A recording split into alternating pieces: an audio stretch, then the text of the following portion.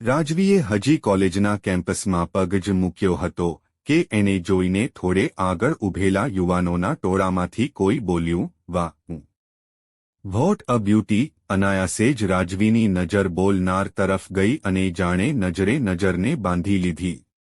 એ toll, dark, handsome યુવાનની આંખોએ કોણ જાણે શું જાદુ કર્યો રાજવી પર કે આવી કોમેન્ટ પાસ કરનારા યુવાનોને પળવારમાં બેપાઈના કરી નાખતી રાજવી મોહિત ઉપર મોહી પડી. પહેલી નજરના પ્રેમ વિશે રાજવીએ સાંભળ્યું હતું. આજે પહેલા જ દિવસે એને પહેલી નજરનો પ્રેમ થઈ ગયો.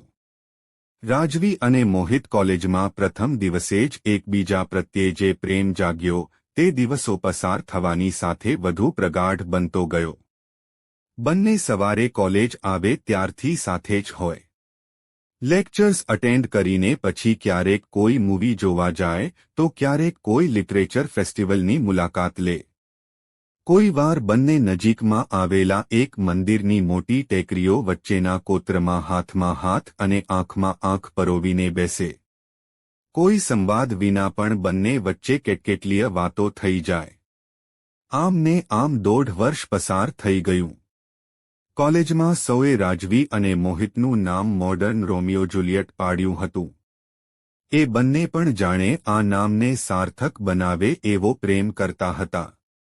અભ્યાસમાં બંને સમાન રીતે હોશિયાર અને ઇતર પ્રવૃત્તિઓમાં પણ અગ્રેસર. સેકન્ડ યર પૂરું થવા આવ્યું ત્યારે બંનેએ કોલેજના એન્યુઅલ ફંક્શનમાં ભાગ લીધો અને એક ડ્યુએટ સોંગ ગાયું, બિન તેરે સનમ, મર મિટેંગે હમ, આ મેરી જિંદગી, અને એ ગીતને એક નહીં, બે નહીં, 3 વાર બધાએ વન્સ મોર કરાવ્યું. એ દિવસે ફંક્શનમાં આવેલા રાજવીના માતાપિતાને જાણ થઈ કે દીકરી મોહિત પર મોહી ગઈ છે.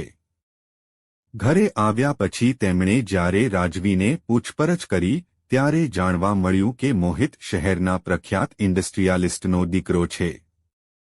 રાજવીના માતાપિતાને ચિંતા થઈ. દીકરી પર વિશ્વાસ હતો, પરંતુ ક્યાં એક ધનાઢ્ય પરિવારનો નબીરો અને ક્યાં રાજવી એક સામાન્ય પરિવારની દીકરી. કઈ રીતે આ બંનેનો મેળ પડે? જો કે રાજવી અને મોહિત આ બધી બાબતોથી પર હતા. તેમને માટે તો એકબીજાનો સાથ જ મહત્વનો હતો. બંને સાંજે લોંગ ડ્રાઈવ પર નીકળી જતા અને પછી ક્યાંક એકાંત સ્થળે બેસીને સૂરજને ધીરે ધીરે ધરતીની ગોદમાં સરકતો જોયા કરતા.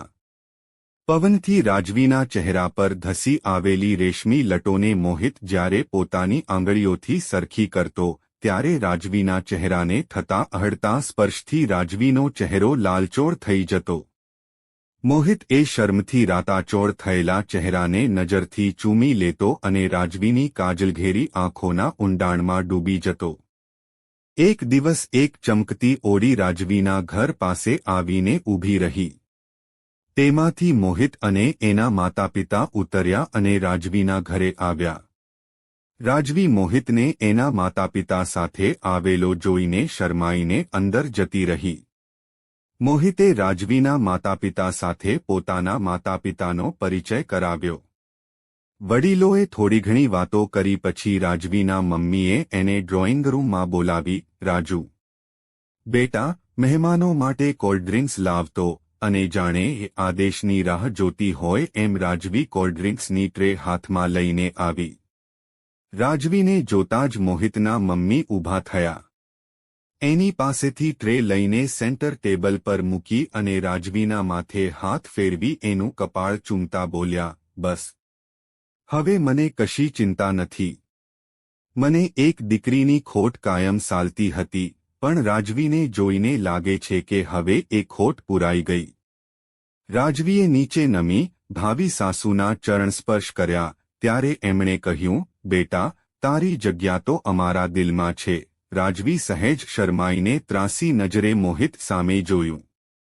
મોહિત ક્યારનો એને જ જોઈ રહ્યો હતો. એ પછી વડીલો વચ્ચે વાતચીત થઈ અને 15 દિવસ પછી સારું મુહૂર્ત જોઈને બંનેની સગાઈ થઈ ગઈ.